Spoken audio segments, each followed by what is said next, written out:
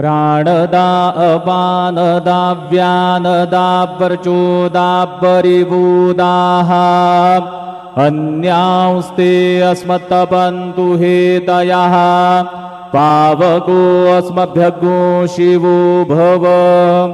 चतुष्कोणमण्डलं कृत्वा तदुपरि नैवेद्यपात्राणि धायेत् गायत्रीमन्त्रेण पात्राणि प्रोक्षयेत्।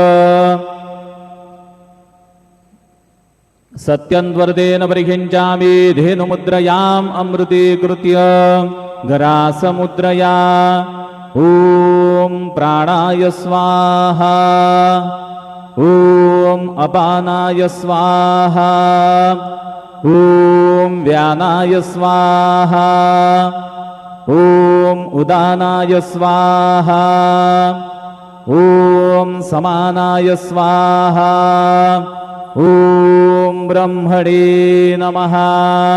नैवेद्यमध्ये पानीयं समर्पयामि पुनर्नैवेद्यं निवेदयामि। ॐ प्राणाय स्वाहा ॐ अपानाय स्वाहा ॐ व्यानाय स्वाहा ॐ उदानाय स्वाहा ॐ समानाय स्वाहा ॐ ब्रह्मणे नमः।